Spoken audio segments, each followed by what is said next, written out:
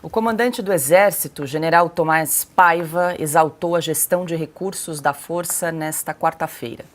Hoje, durante uma audiência na Câmara, o militar fez uma comparação entre os gastos para manutenção de quartéis e as despesas de universidades federais. Hoje, a gente gasta nos quartéis para alimentar a nossa tropa R$ 11,65 por dia. R$ 11,65 por dia. Né? Não é nada. Não, por homem, por dia. R$ 11,65. Todas as refeições. Né? Hoje, chorando em qualquer quartel, eu convido os senhores a entrar em qualquer quartel. Vai entrar no quartel, por exemplo, no norte de Minas Gerais, em Montes Claros, ou vai entrar em um quartel no meio da selva, vai estar a grama cortada, o quartel limpo, o quartel arrumado. Vamos entrar numa universidade qualquer para ver como é que está, em termos de manutenção, quanto se gasta para manter um quartel e quanto se gasta para manter uma universidade. Então, são aspectos que eu queria colocar para a questão de como a gente gasta e o que a gente faz. Muito obrigado.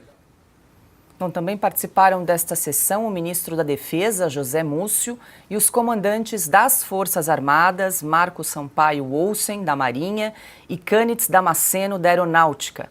Durante o debate, o deputado Marcel Van Hatten fez uma dura crítica ao comando do Exército.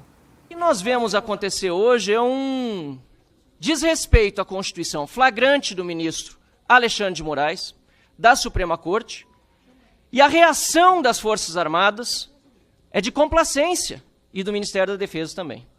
Eu gostaria de ver o general do Exército, Tomás Miguel Paiva, ter a mesma veemência de criticar os abusos de autoridade do ministro Alexandre de Moraes, a mesma veemência que ele tem ao falar do custo da refeição dos militares. Na minha visão, senhor presidente, a agressão ao Estado de Direito do Brasil e à Constituição é algo gravíssimo. E é o que a população brasileira está vendo todos os dias. No entanto, o que nós vimos, quando houve ordens de busca e apreensão para fazer fishing expedition, inclusive na casa de generais respeitados das Forças Armadas, o que nós vimos é que o Ministério da Defesa e o Comando do Exército foram informados antes e consentiram. Tá? Ou então, o Exército está subjugado ao ministro Alexandre de Moraes e ao STF. O Exército tem medo, pelo que se vê nas notícias. Ou desminta e diga que não. A farda de nada serve, não só do Exército, como das demais forças. Se tem medo de uma pessoa, enfrentem o ditador. E aí, Piotr, fala dura essa do deputado Marcel Van Hatten em relação às Forças Armadas. Tem duas coisas. A manifestação que faz aí o deputado Marcel Van Hatten, pegando exatamente pelo depoimento dele, tem uma mácula na imagem do Exército que o Exército vai ter muita dificuldade como instituição, até porque foi feita por um general especificamente, naquela operação Perfil em relação às pessoas que estavam em frente ao quartel do Exército lá em Brasília. Aquilo é uma mácula na imagem do Exército, porque os manifestantes foram informados que eles estavam sendo protegidos e, na verdade, era uma operação para prendê-los. E óbvio que dentro do que se prevê e se espera das Forças Armadas é garantia da lei e da ordem. Não está sujeito a perfídia contra o próprio cidadão. Que, convenhamos, estava ali na frente da unidade do Exército, não tinha nenhuma agressão, não tinha nenhum crime naquilo. A Constituição garante a manifestação, mesmo que aconteceu no dia 8, a Operação Perfídia vem justamente disso. O que aconteceu no dia 8, se você individualizar a conduta, que é o mínimo de direito que deveria ser garantido a todos aqueles manifestantes, você vai ver ali que, obviamente, quem depredou paga, tem lei para isso. Quem não depredou é manifestação livre.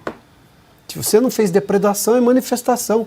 Quantas vezes houve manifestação na esplanada dos ministérios ou ali na Praça dos Três Poderes? Então, quer dizer, tem uma mácula na imagem do Exército que o Exército, como instituição, vai demorar muito, até porque independentemente do que uma pessoa ou outra poderia pensar se o Exército seria exatamente, ou as Forças Armadas seriam, e eu já disse desde o começo, estou falando de muito tempo atrás, não cabia esse poder moderador, não existe poder moderador na Constituição, nem do Supremo Tribunal Federal, como imaginou o ministro Toffoli outro dia, numa declaração absolutamente também infeliz, não existe poder moderador, mas o Exército defende as leis, defende a Constituição.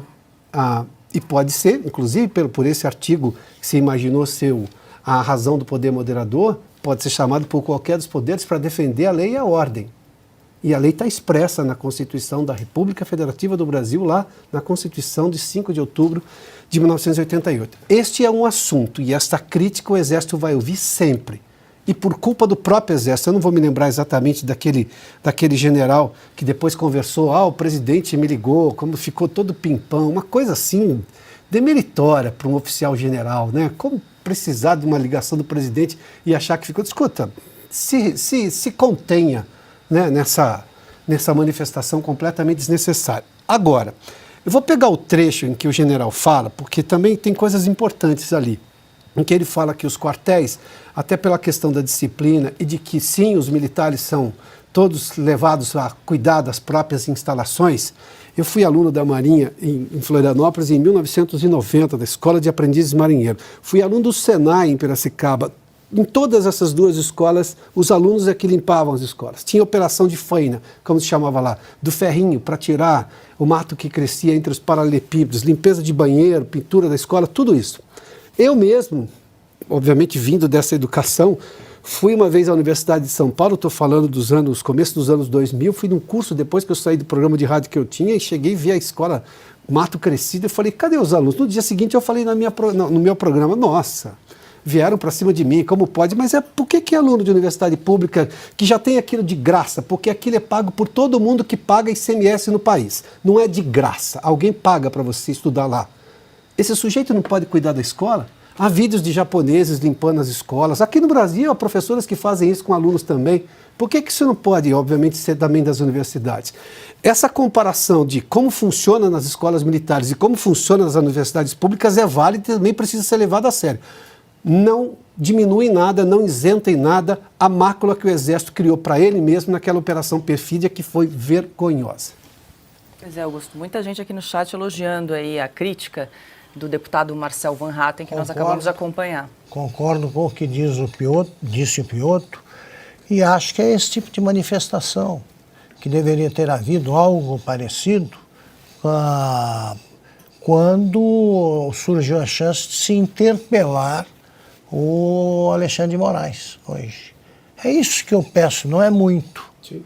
É a cobrança justa, como foi feita pelo deputado Van Hatten. Ana, quero te ouvir aí. Tem dois pontos, né? Primeira, que a gente acompanhou ali do comandante reclamando, ou falando sobre os cortes no orçamento das Forças Armadas, e também a declaração do deputado Marcel Van Hatten. Então, Paula, eu vou seguir exatamente essa linha, né, do Piotto. Tanto desmando, né, tantas inconstitucionalidades, uma agressão diária à nossa Constituição, né, que hoje é o nosso maior problema. Temos problemas sociais? Temos problemas econômicos? Temos problemas políticos? Temos vários problemas, mas nós não vamos conseguir resolver esses problemas se a Constituição não é respeitada. Porque se na Constituição uma prerrogativa do Legislativo é ferida o tempo todo, ou do Executivo, ou do cidadão, como liberdade de expressão, não adianta discutirmos absolutamente reforma nenhuma, programa nenhum, orçamento nenhum. Então, se não colocarmos a Constituição de volta, olhando para o norte jurídico, não adianta. Piotto foi muito feliz em trazer a individualização, né, das condutas e dos julgamentos, das penas daqueles que hoje estão presos, né, pelo 8 de janeiro. O que aconteceu no 8 de janeiro, a parte determinada ali ao Exército, entrem aqui nesses ônibus e todos foram presos. levados para cadeias, para Papuda, para outros lugares, muitos com tornozeleira eletrônica, uma traição muito grave. A mácula na imagem das Forças Armadas, do Exército, vai ficar por muito tempo. Lembrando que uma pesquisa recente, de poucos anos atrás, as Forças Armadas, eles eram vistos no Brasil como as instituições em que o brasileiro mais confiava. Será que a mesma resposta vai sair, né, de uma nova pesquisa hoje? O Exército até hoje, por exemplo, não se pronunciou sobre o general G. Dias. O general G. Dias, eles não têm nada para falar sobre o general G. Dias. Não vou nem me estender aqui, porque a nossa audiência está cansada de saber, né? Agora, outro ponto também, que o Exército não se manifestou. O ano passado, o governo Lula revogou o programa de escolas cívico-militares. O que eles acham, né, sobre isso? Então, tem muita coisa na frente, com todo respeito, né, dos R$11 e alguma coisa que eles estão pleiteando para cada soldado. Principalmente a volta à normalidade constitucional. Vou repetir aqui, vou ser chata. Há um ex-assessor do presidente preso, Felipe Martins. Vocês do Exército conseguem falar o nome dele? Felipe Martins está preso, já provou a sua inocência, está preso desde o dia 8 de fevereiro. Uma senhora com 71 anos foi condenada a 17 anos de cadeia. E tudo que os senhores têm para falar é sobre os R$11 por dia, por soldado.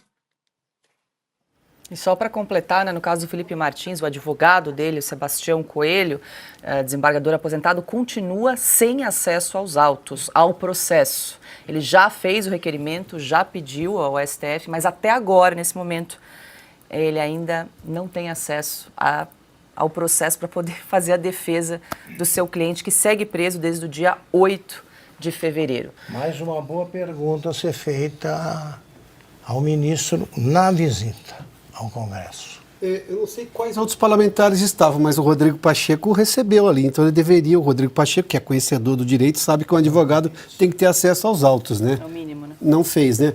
Mas o Rodrigo Pacheco é hoje o líder do governo no Congresso, é mais ou menos esse o cargo que ele tem lá.